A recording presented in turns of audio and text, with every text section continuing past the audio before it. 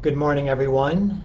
Today is Tuesday, July 5th, and this is the July edition of the Child Support Connection, which is our program here in the state of Delaware, and a tool that we have found quite a bit of success with, sharing what we offer here in the state of Delaware for services as part of the Division of Child Support in the state of Delaware. So, one of the best things about us doing this monthly event is our ability to interact with the public, and that's something I like to do a lot, and have conversations about child support and some of the things that people are facing as it relates to receiving child support for their children, as well as, and this is a bit of things that we don't really talk a lot about, but also when it comes to medical insurance coverage.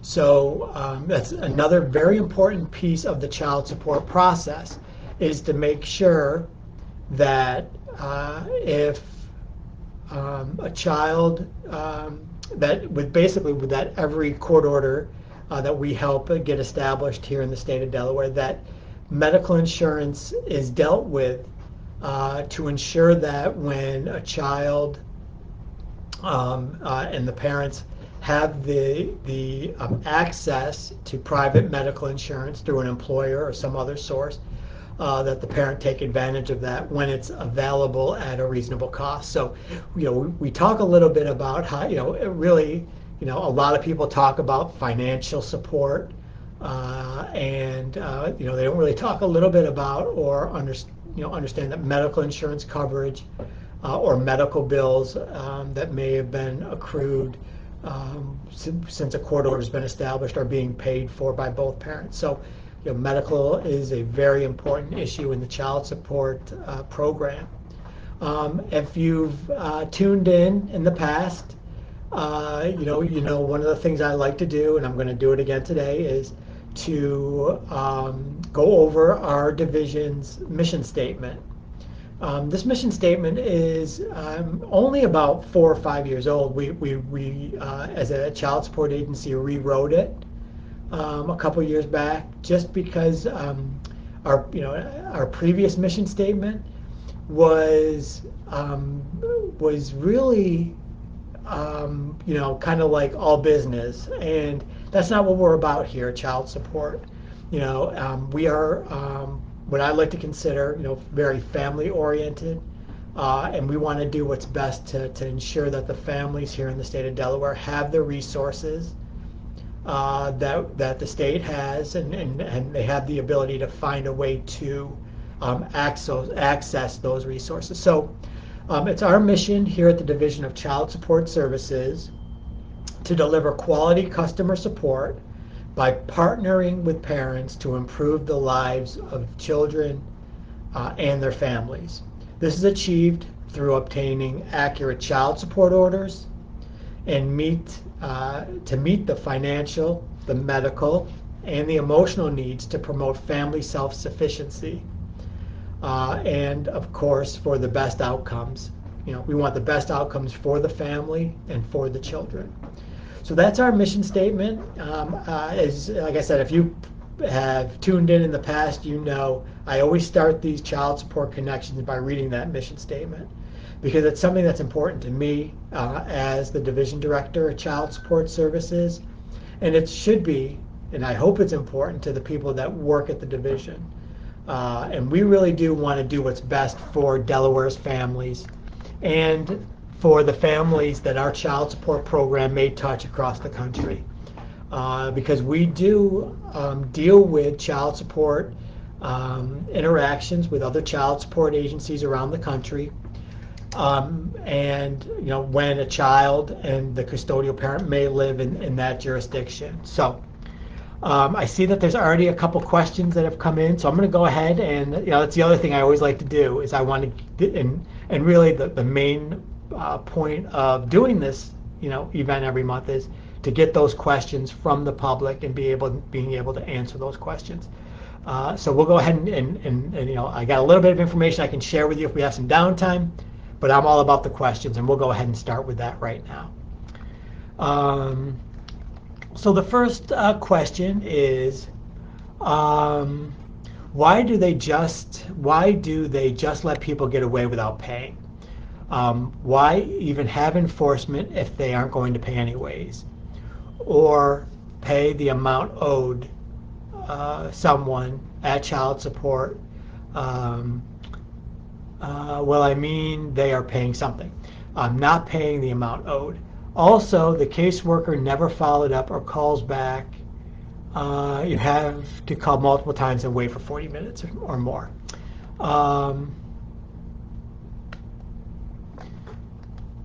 So, you know, one of the things when we talk about enforcement, you know, and you certainly can go back to previous videos that I've done on these child support connections, and I do talk about a wide range of enforcement tools that we have here at the Child Support Office. And the one thing about that, about those enforcement tools, is that not every enforcement tool will work for every case. But it's a wide variety of different things that we can do or put in place to ensure that if, you know, a certain action is taken by the non-custodial parent, and I'm going to talk a little bit more about this, so just bear with me here, that if a certain action is taken by a non-custodial parent, the child support has those tools in place to, you know, secure that payment, or to start a dialogue with non-custodial parents about why we took a certain or particular action. So let me kind of back up then. So we have multiple enforcement tools.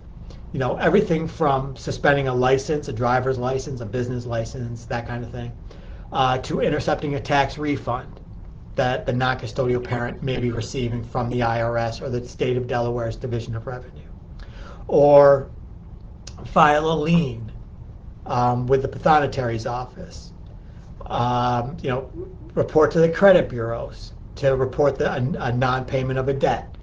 You know, so there's a wide variety of tools that we have. The key to this is that if the non-custodial parent doesn't have a Delaware license, that license suspension, you know, program isn't going to work. If they don't file a tax return, the tax intercept program's not going to work.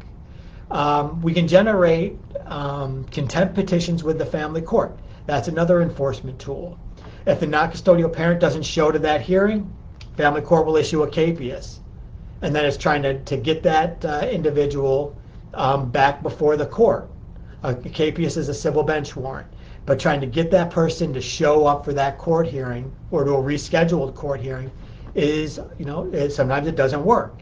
So, you know, we have a bunch of enforcement tools, and more enforcement tools are coming each day, you know, from the National Office of Child Support Enforcement. You know, we have dialogues with them on, and dialogues with my colleagues in other states around the country on things that they may be doing differently. But the thing to remember is we could submit someone for, you know, all the enforcement tools in the world, but if they don't take advantage, if they don't take advantage of the thing that's going to get them, then it's just an enforcement tool. It's always good to have those enforcement tools put in place in case that individual decides to file that tax return from 2 years ago, or to go and try to get a license, or try to go get a passport. And as I mentioned, you know, some of those things are things that we use not only as enforcement tools to get those child support payments in, but to maybe start a dialogue with the non-custodial parent about getting on track and starting to make payments on a regular basis. You know, and one of the things I did, and look, I'm not afraid to admit things that I do to try and help get non-custodial parents back on track. You know, one of the things I'm on the record as saying to non-custodial parents is that if you can't afford that obligation that the courts have put in place, you know, pay something, because I think that that's better than not paying anything. And it may not be that court-ordered amount that you may be looking for. We often recommend to non-custodial parents that it may be in their best interest, if they can't afford that child support order, to go to family court and file for a modification of that order, to make it something that's affordable. Because the goal really is to get those regular payments in the office and out to those custodial parents as timely and as efficiently as possible. So, sometimes I get a little grief for being, telling people, if you can't pay what the courts have ordered, pay something, that maybe not as much, but it's a regular payment that's coming in the door that can be sent to the custodial parent until such time that non-custodial parent can modify a child support order. So I hope that has answered your questions, and I really appreciate the questions that you've asked. And I see you have a couple more, so we'll certainly go back to that. So, and to continue on with this discussion, they said they have exhausted all enforcement tools. So, when we say that we've exhausted all enforcement tools, it goes back to what I mentioned. We've put all of those tools in place. So it's now up to being able to, and I don't know how to say this differently, but how to catch the non-custodial parent in, when he files that tax return, or when he tries to go get a passport, or when he, goes and gets a new job, and we send an automatic wage withholding to that employer. And I saw you mention something in another question, and I'm going to take a look at that. So I asked the caseworker to call the employer because they have sent multiple withholding orders to see what's going on. And the caseworker wouldn't call. I had to go over their head to a supervisor. Yeah, and one of the other things about this child support connection is, and just like you said, you did everything.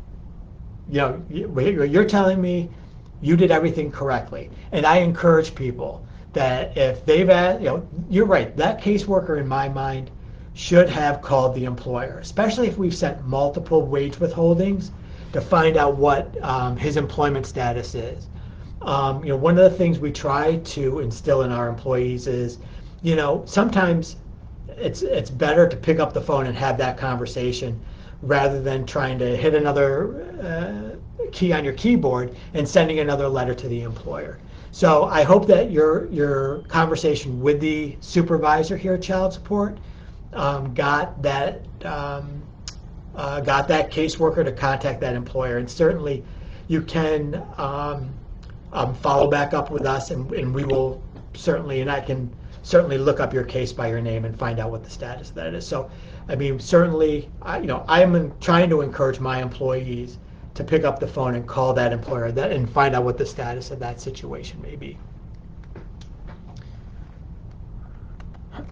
But wage withholdings, they're another tool that we use all the time, and really that is one of the main things we do here at Child Support to make sure that if the non-custodial parent is working, that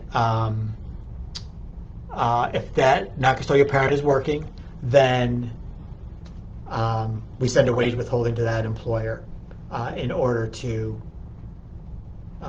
find out what the status is or why they're not sending in child support payments.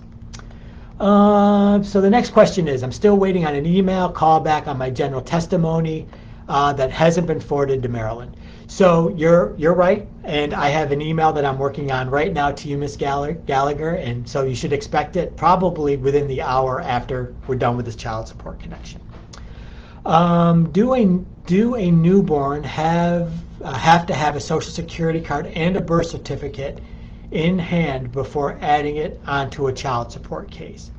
So that's a great question, and it is something I don't know the actual answer to. So I'm sure there are child support specialists or others that I work with who will be able to, and if not, I will certainly get you the answer, Ms. Frazier.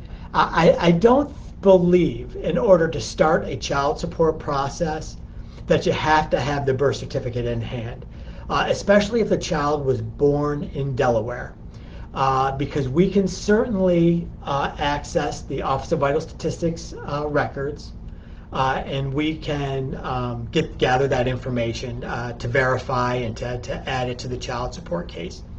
My suggestion is always to, if you have a new baby and you're ready to start the child support process, you can always contact our customer service unit at 302-577-7171, and you can always come to our child support office and talk to someone in person and about the status of adding a child to a current order or to start a child support case for a newborn. So I hope that is helpful. Like I said, I don't believe you have to have those documents in hand, but that you're in the process of getting them for a newborn.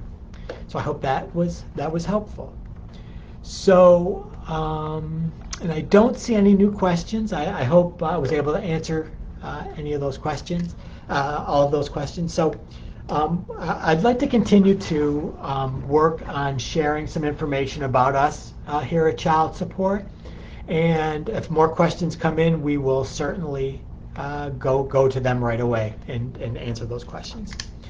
So the Child Support Office, offices here in the state of Delaware. We have 3 offices, one in each county, and the one office that I'm currently in right now is, I see another question has come in, so we'll go ahead and why have any amount in place if they aren't going to pay what they're supposed to pay?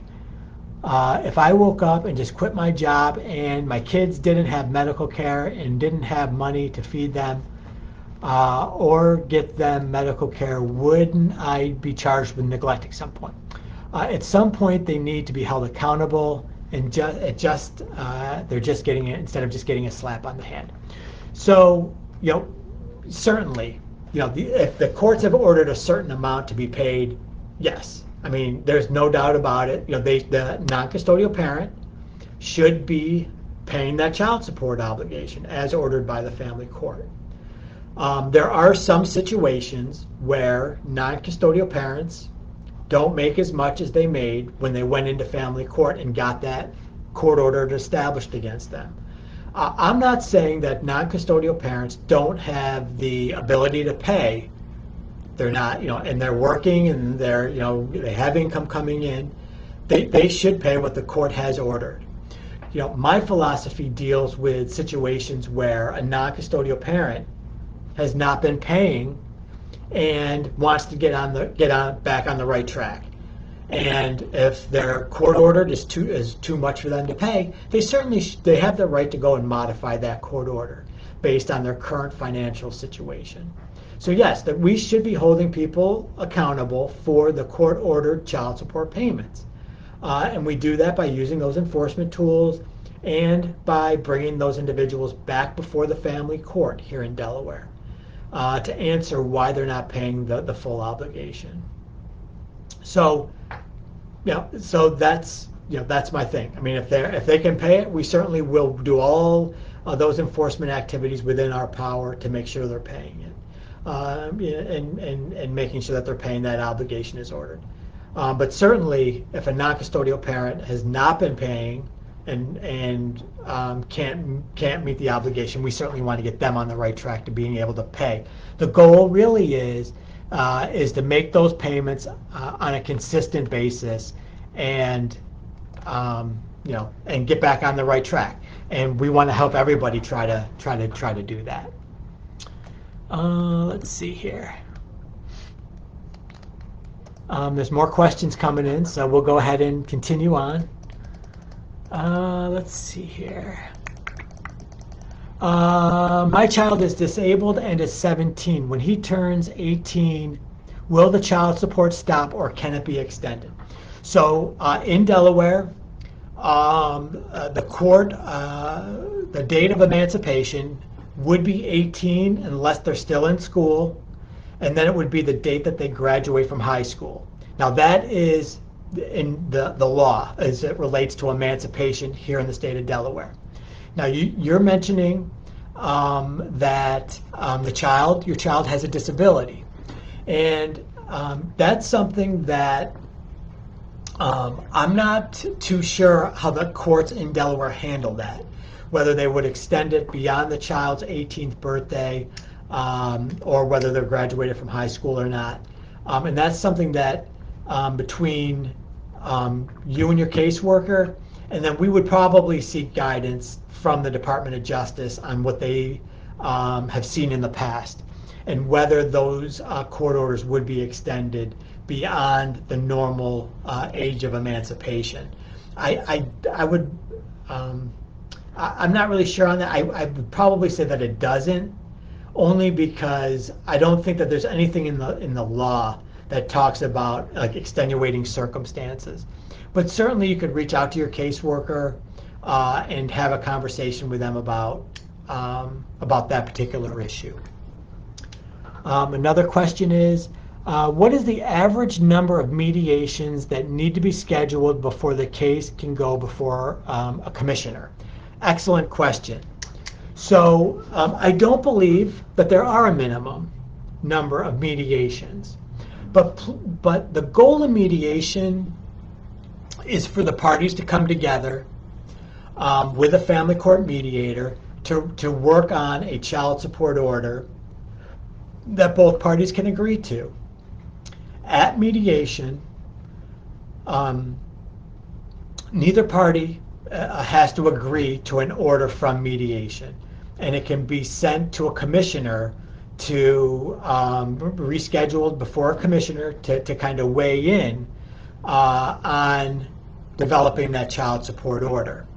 Now, in some circumstances, when there is a domestic violence history, or if there is continuous failure by either party to comply with mediation or to comply with the previous court order, it could be scheduled before a commissioner as moving it from one level from mediation to the next level, a commissioner's hearing. But normally they try to resolve and like to try to resolve as many times as necessary at mediation. But the thing about mediating it is that if either party doesn't agree, and they can basically talk about reasons why they don't agree with the mediator's order, it can be directly sent to a commissioner and rescheduled for a commissioner's hearing. So there isn't an average number of times per se, because anytime you go into mediation, if you don't agree with what the outcomes are, and you really kind of got to have a justified reason why you don't agree, you can certainly ask for a commissioner to intervene, and the case can be scheduled before a commissioner. I have a situation, this is another question, and thank you for the questions. I have a situation where my daughter was born in 2008, and they were to go ahead and file for my supposed baby's father to get a blood test. He never showed up, but now that she is 14, I was like, okay, well, she needs to be, let's see here, sorry. Blood test never showed up. I was like, okay, she needs to know who her father is, so I'm trying to know how, let's see, I'm trying to read here. They did one, and they figured out how, I'm going to start this over, I'm sorry, it keeps jumping on me, I'm sorry about that. I have a situation where my daughter was born in 2008, and they were to go ahead and file for supposedly the baby's father to get a blood test. He never showed up, and now she's 14. I was like, okay, she needs to know how, because she never did a blood test. He says Little did the blood test. He says Little did the blood test, so he got other kids. I don't have a possible other party. Could be our test because he's incarcerated. What is the time to go ahead and get him tested? So what should I do? Because they're saying it is already established for my daughter, but it is really, but it's really not. Can you please help me? Okay, so go through this one more time. I was born to the... So, okay. So if you want to provide some clarification, that'd be great too. So I'm getting from this that your daughter has had the genetic testing, you've had the genetic testing, but the other party did a blood test. He says did blood test.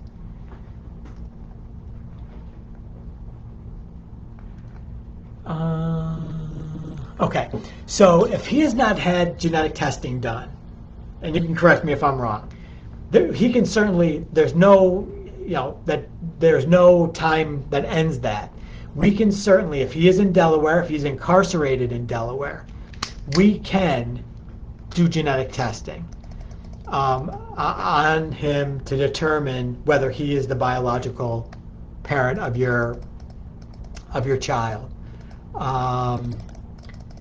And my suggestion would be, and I just want to make sure you're not following up with a clarification.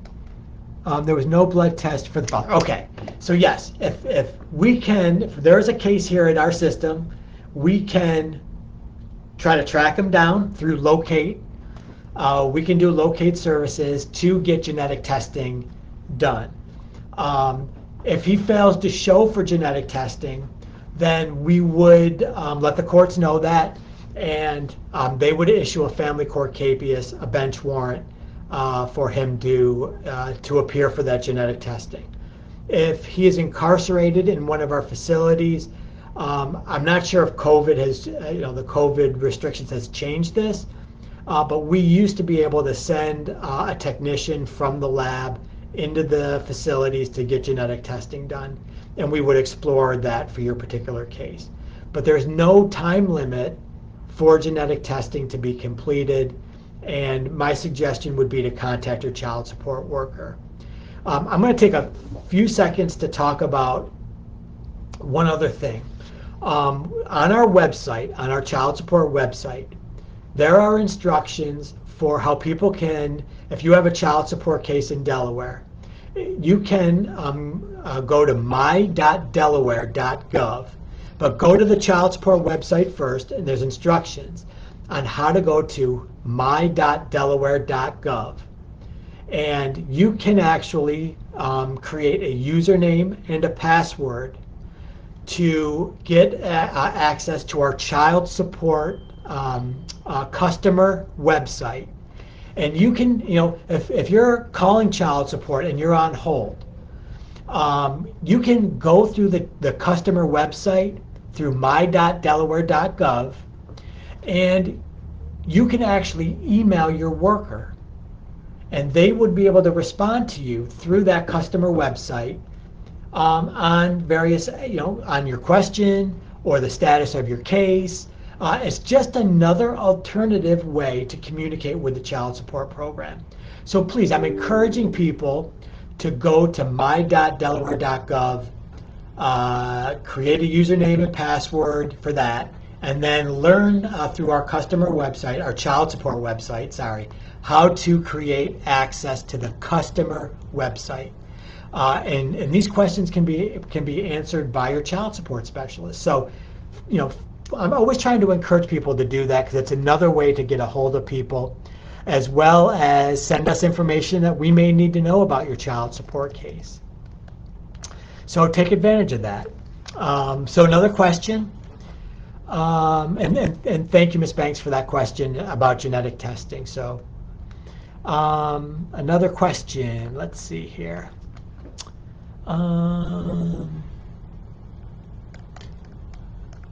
What happens? Nope, sorry, I didn't want to skip one here. Let's see here. Yep. In Pennsylvania, if they went in and they weren't paying or complained, they could make that amount. They tell them to get a second job. Yeah, in Delaware, that's something that the family court can certainly tell a non-custodial parent. We certainly have conversations with non-custodial parents about how to, to make those child support payments. Ultimately, non-custodial parents have to decide that they want to get on board with their child support order, and they're going to do whatever they got to do to make that child support payment. But I certainly appreciate the discussion and the conversation about it. States do things differently, and we certainly, make no bones about it. We certainly want non-custodial parents to pay their child support as ordered by the family court. And we certainly want to try to appeal to non-custodial parents who aren't making those child support payments at all to find a way to get on track, and we want to help you do that and help you get on track to make those child support payments. Let's see here. What happens when I'm assuming this is North Carolina parent. North Carolina parent just refuses to work without a reason, just lazy, and with no responsibility, not even bills. Will the court drop the current amount that is to be paid? Will the court drop the current amount to be paid? And I'm assuming that NC means North Carolina. Could it be? Oh, non-custodial. I'm sorry. My bad. I got it. So what happens when the non-custodial parent refuses to work without a reason, just lazy, has no responsibilities, not even bills? Will the court drop the current support? Current support will not be dropped. The current support will not be dropped if the non-custodial parent is not working. Nothing, when we talk about dropped, I think of it in two ways. Will it be reduced? It certainly may be reduced depending on what the courts decide. That's at the court's discretion. We've talked in the past about non-custodial parent not working, but is educated to be a college professor. The courts will determine, non-custodial parent, college professor in Delaware, the labor market says you make X amount of dollars. We're going to attribute your child support obligation based on what a college professor gets paid here in the state of Delaware. So, when we talk about dropping it, the courts will never completely do away with a current support obligation when the child is a minor. They may, modify it to an amount based on what the current situation is. Sometimes disabilities come into effect. So when we talk about reducing an obligation, the non-custodial parent's still required to come into family court and talk about what they're doing as it relates to employment, and to talk about what they're trained in or what their previous employment history is. And the courts will base it based off of labor standards, or if a non-custodial parent brings in a pay stub from a previous place of employment. The courts may reduce it, but it's up to the court's discretion, and based on the child support calculation, they run those numbers into the calculation, and it will determine what that obligation should be.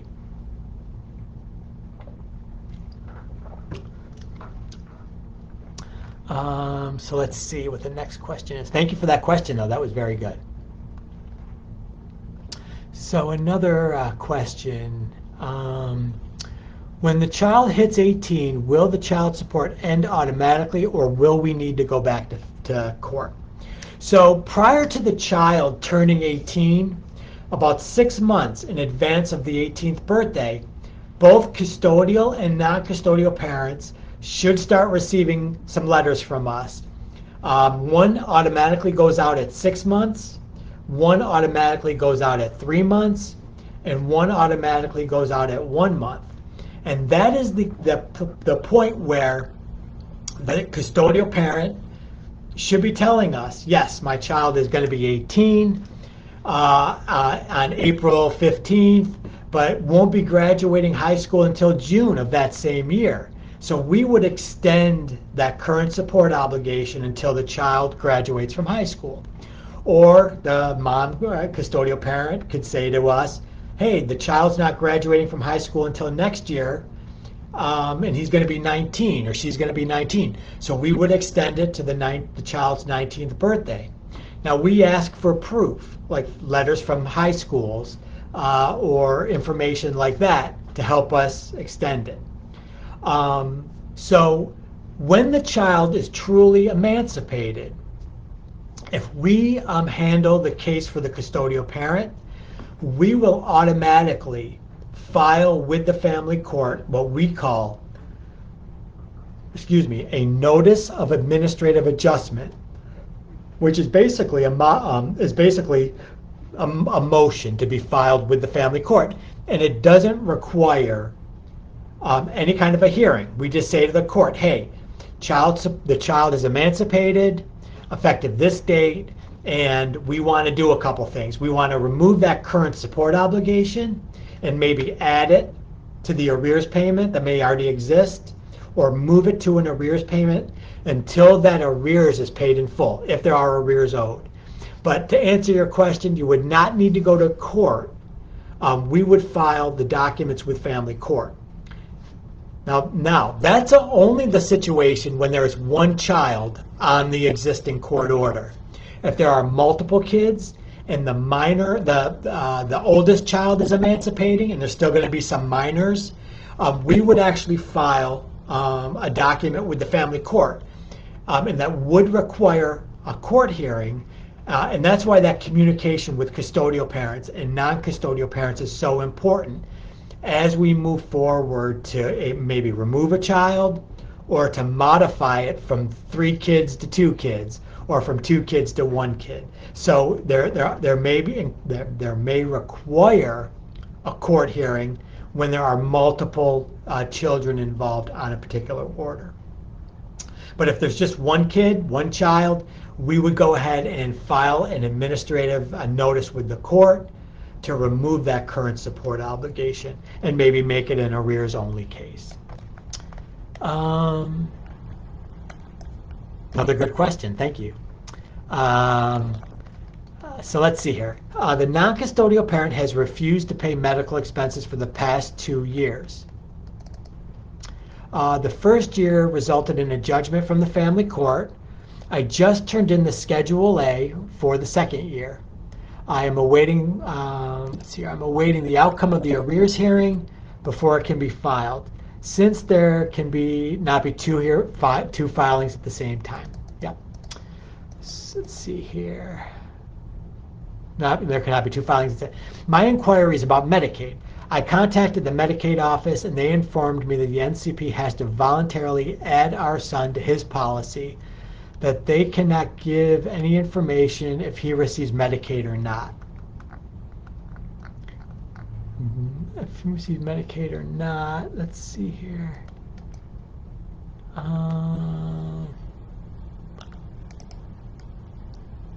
I'm sorry, the question jumped on me. So since my inquiry is about Medicaid, if he receives Medicaid or not, I would like to change my support order and ask for Medicaid to be used as a secondary insurance. Can child support verify the non-custodial parent's Medicaid eligibility? He continues to deny and continually denies he is receiving any benefits from the state. So to answer your question, yes, we have the ability to verify if anyone is on Medicaid. If the non-custodial parent is on Medicaid, then he should actually, in my opinion, add the child to the Medicaid through DSS, the Division of Social Services. I'd like to change the support order and ask that Medicaid be used as a secondary insurance.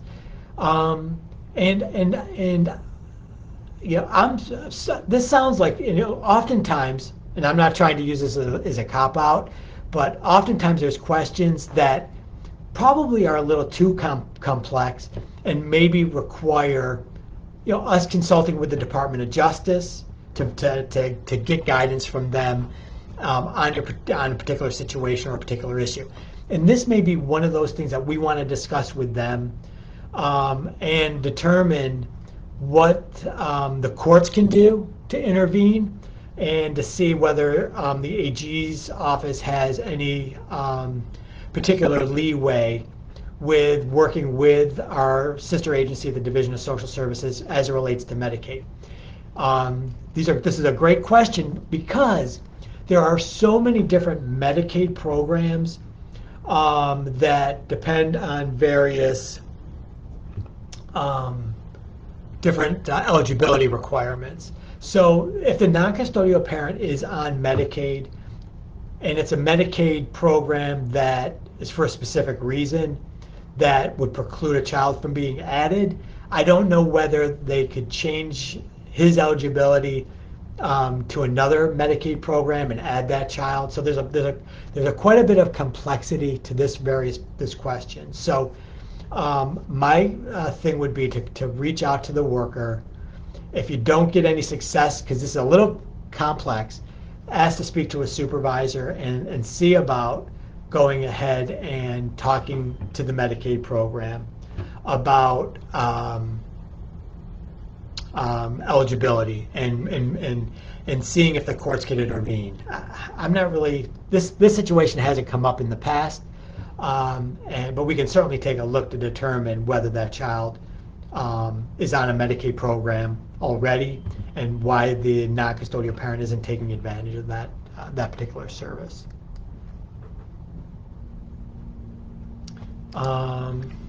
And let's see here. I got a text message from one of my colleagues at the Division of Social Services. Thanks for tuning in.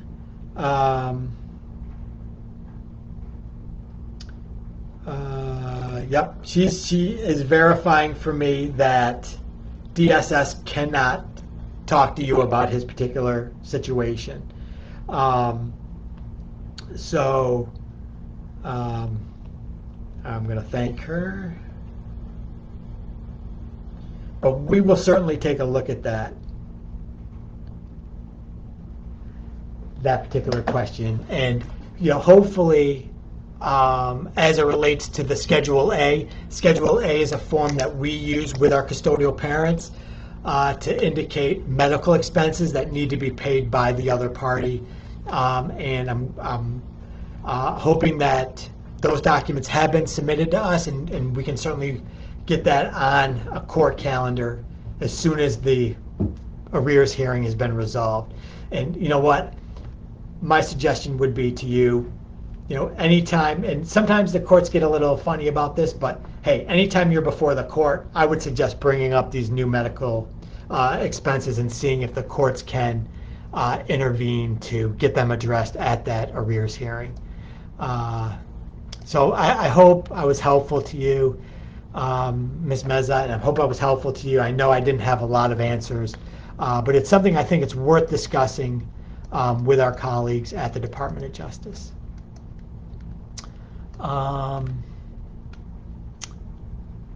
Yeah, and thank you, Ms. Frazier, for following up with your helping me out with that previous questions.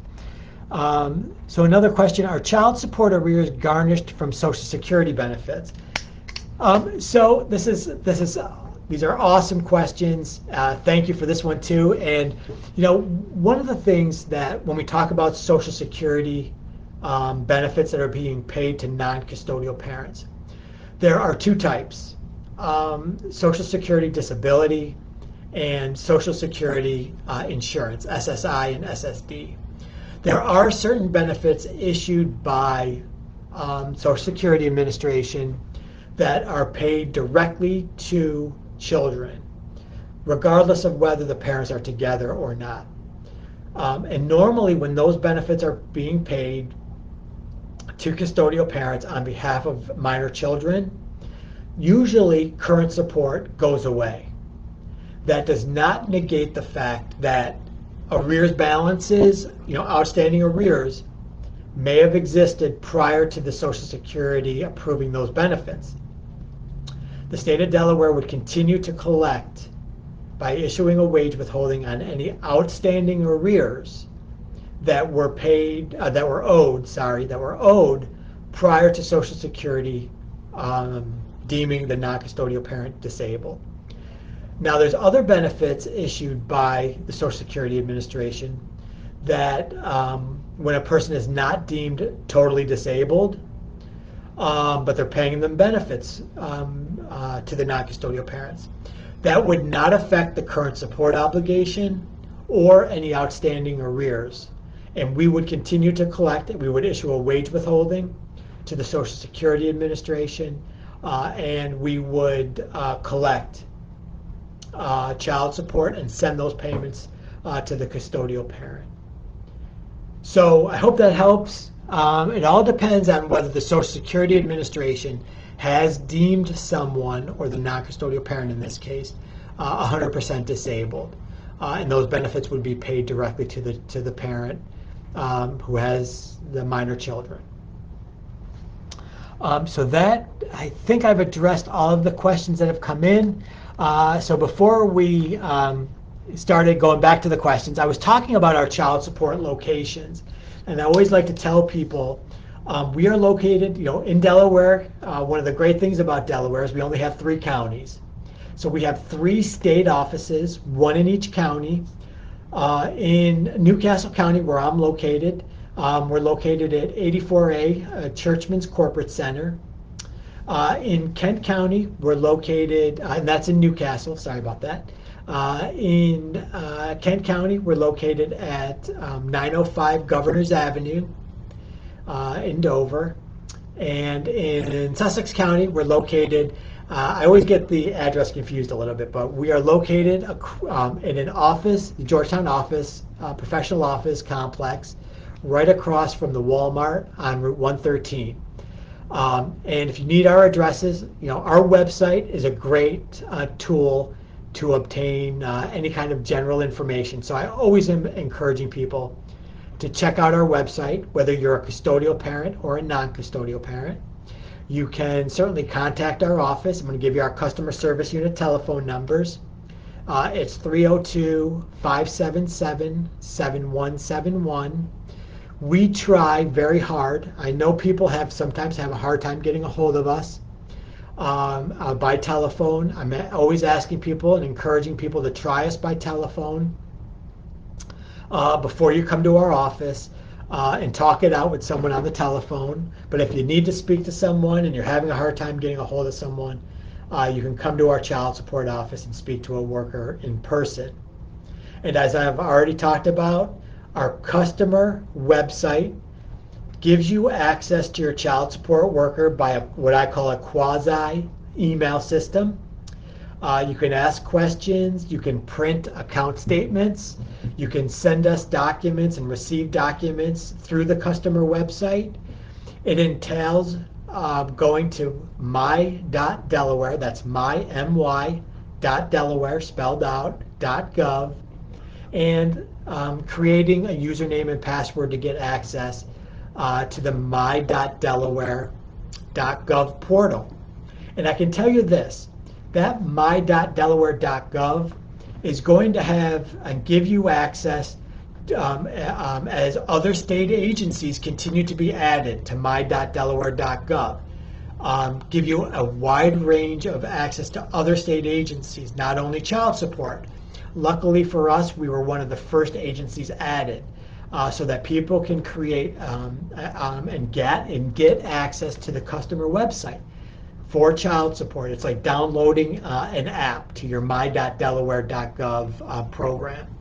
And as more state agencies begin to be added to the my.delaware.gov, it'll be basically one place to go and have access to a wide variety of state agencies. So I'm always encouraging people to do that. I've been reaching out to our Department of Technology and Information to find a way that we can maybe help promote it, because I think it's a great place for people to go.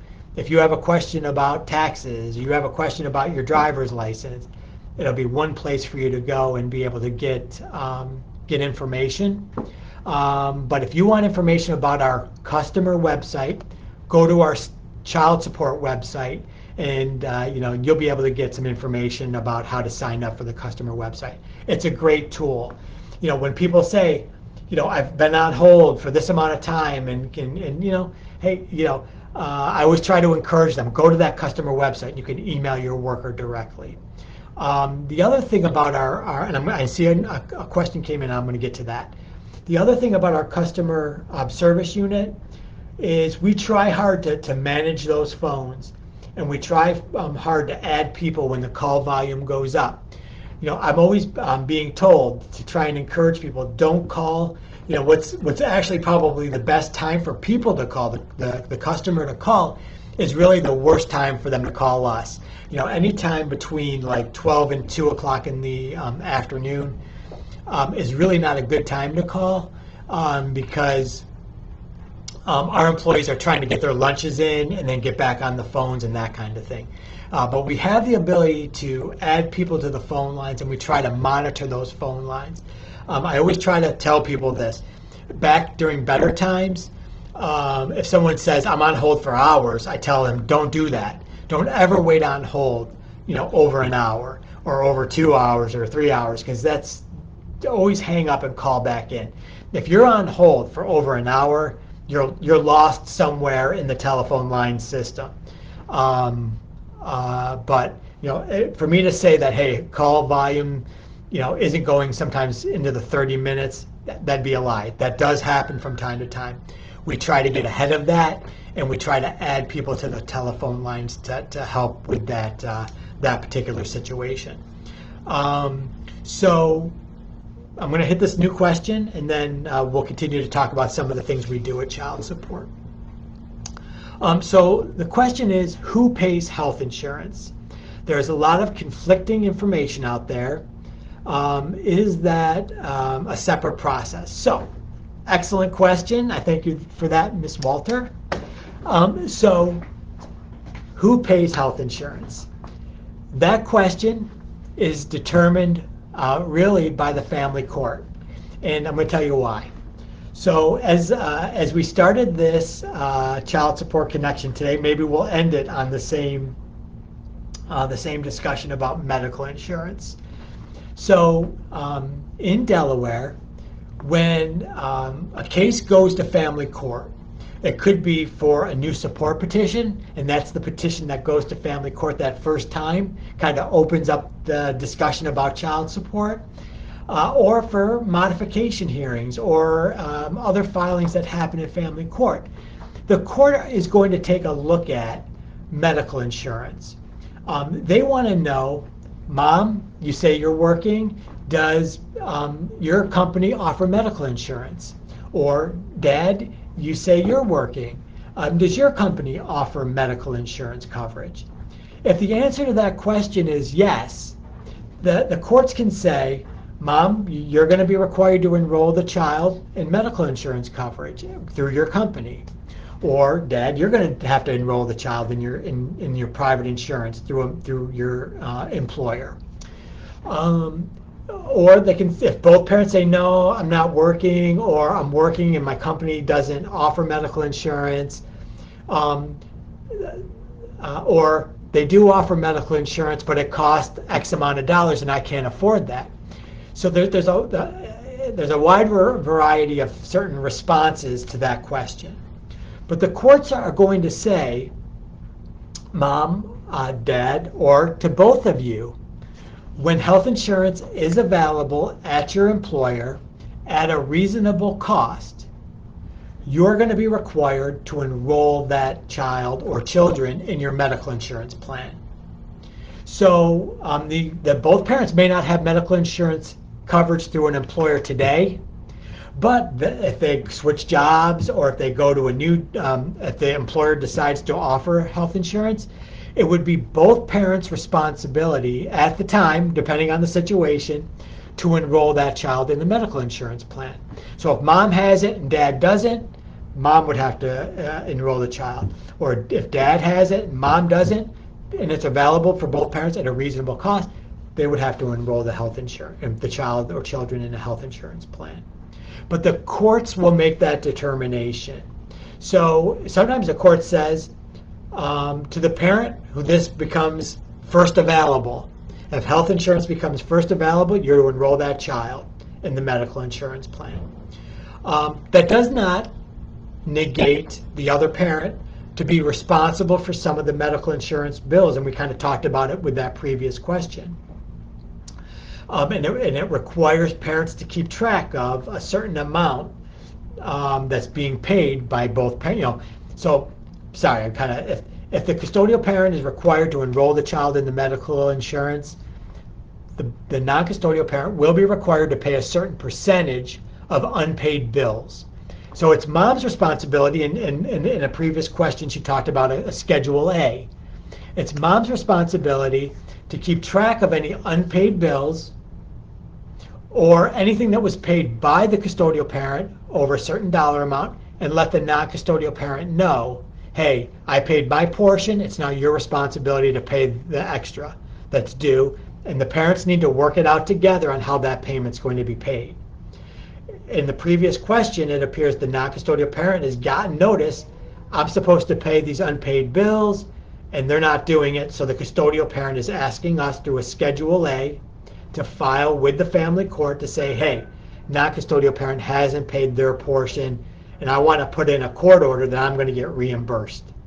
But to answer your specific question about medical insurance, it could be mom, custodial parent, or B, it could be non-custodial parent, dad, vice versa. So it's up to the courts to determine who's going to be responsible. But if both parents say to the courts, I don't have it through my employer,